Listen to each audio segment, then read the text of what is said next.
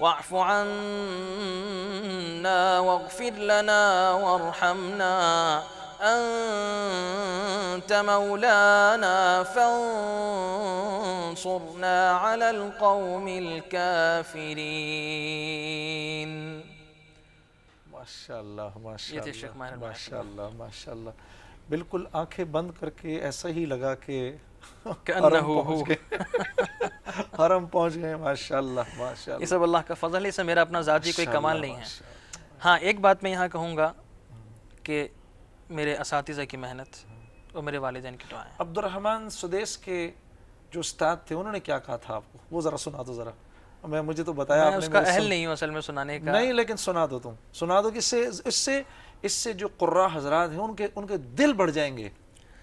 اصل میں شیخ عبد الرحمن سدیس صاحب خانہ کعبہ کے جو امام صاحب ہیں، ان کے جو استاد ہیں شیخ محمد عبد الماجد ذاکر جو ریاض میں ہوتے تھے، ان کے بھی استاد ہیں اور میرے بھی استاد ہیں.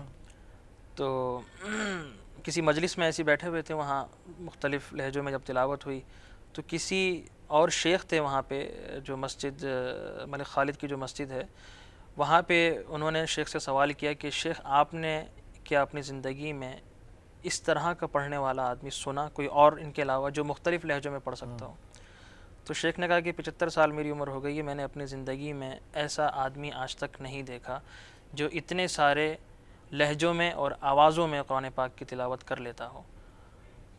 تو میں نے کہا یہ ذالک فضل اللہ یؤتیہ من یشاء. ماشاءاللہ ماشاءاللہ. کیونکہ آواز، اکثر لوگ یہی مجھ سے بھی سوال کرتے ہیں کہ لہجہ تو ہم بنا لیتے ہیں لیکن آواز کس طریقے سے بنتی ہے؟ تو یہ سب اللہ کا فضل ہے، اٹ از گاڈ گفٹڈ. یہ میرا کوئی اپنا کمال نہیں ہے اس میں.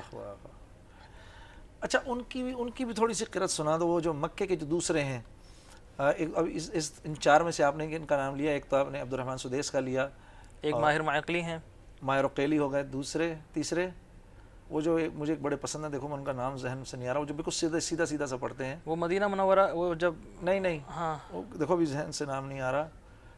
کن چار کا نام لیا تھا بھی آپ نے؟ وہ تو شیخ شیخ شریم تھے. شیخ شریم. اچھا کیا ہو گیا، کلی ماری گئی. شیخ شریم. شیخ شریم صاحب جی ان کی تھوڑی سی ذرا سنا دو. اور یہ زیادہ تر سننے والوں نے سنا بھی ہوگا شیخ شریم. جی میں انشاءاللہ ان کے انداز میں. جی. اعوذ باللہ من الشیطان الرجیم، بسم اللہ الرحمن الرحیم. يا أيها النبي إنا أرسلناك شاهدا ومبشرا ونذيرا وداعيا إلى الله بإذنه وسراجا منيرا وبشر المؤمنين بأن لهم من الله فضلا كبيرا ولا تطع الكافرين والمنافقين ودع أذاهم وتوكل على الله وكفى بالله وكيلا. رک جاتے ہو تم. اچھا یہ شیخ شریم صاحب کا انداز تھا. شیخ شریم کا. جی سارے بدن کے بال کھڑے ہو گئے. ان عجیب پڑھتے ہیں وہ بھی ماشاءاللہ. دیکھیں ہر ایک کا انداز مختلف ہے، ہر پھول کی الگ الگ خوشبو ہے. ہر امام کا پڑھنے کا مزہ ایک الگ ہی مزہ ہے. شیخ ماہر معقلی ہوں، شیخ شریم ہوں، اور خاص طور سے جب شیخ شریم فجر کی نماز میں تلاوت کرتے ہیں تو اس کا ایک مزہ ہی الگ ہوتا ہے. ایک دن مجھ کو یاد ہے سورہ حج کی شروع کی آیتیں انہوں نے پڑھ دی تھیں. وہ بھی ایام حج میں پڑھی ہوں گی. ایام حج میں پڑھی. جی بالکل.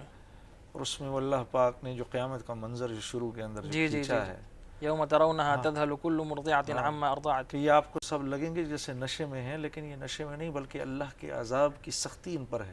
بے شک تو بالکل ایسا لگ رہا تھا کہ جیسے ہم میدان محشر میں کھڑے ہوئے ہیں. عجیب. خیر یہ عرب اللہ نے ان حضرات کو اللہ نے بالکل. سب سے بڑا کمال ان میں یہی ہے کہ یہ واقعات کے حساب سے قرآن پاک کی آیات کا انتخاب کرتے ہیں. حج کے مہینے ہیں تو حج کے متعلق جو احکام ہیں وہ پڑھتے ہیں. رمضان جیسے اگر سٹارٹ ہوتا ہے تو پہلی رمضان سے وہ جو روزے کے متعلق جو قرآن پاک میں احکام آئے ہیں اس کی تلاوت شروع ہوتی ہے. شب قدر ہوتی ہے تو انا انزلناہ فی لیلۃ القدر. مطلب آدمی محسوس کرتا ہے کہ گویا کہ جیسے یہ ابھی سورت اتر رہی ہے. اور ہمارے سب کے جو ہر دل عزیز ہیں امام حذیفی، جی ان کا سنا دو کچھ مدینے کے جو ہیں. بسم اللہ الرحمن الرحیم. أرأيت الذي يكذب بالدين فذلك الذي يدع اليتيم ولا يحض على طعام المسكين فويل للمصلين الذين هم عن صلاتهم ساهون الذين هم يراءون ويمنعون الماعون. بریک لیتے ہیں دوستوں، بریک کے بعد انشاءاللہ مولوی سعد صاحب کو بھی مزید تنگ کریں گے.